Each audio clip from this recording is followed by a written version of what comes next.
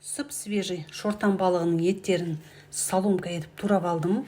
Мен бұдан хе дайындайын деп тұрмын. Ол үшін 200 мл салқын су, соған 5 ас қасық 70%-дық сірке қышқылын құямын.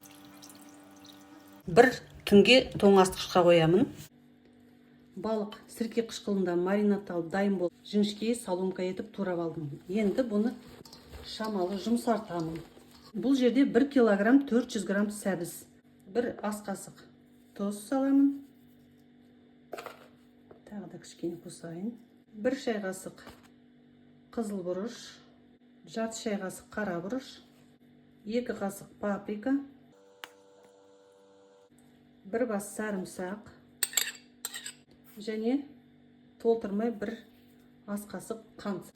Балықты салып шығамын. Қатты қызған сұйық майды құйып шығамыз. Мен осы массаға 200 мл сұйық май алдым. Енді араластырамыз.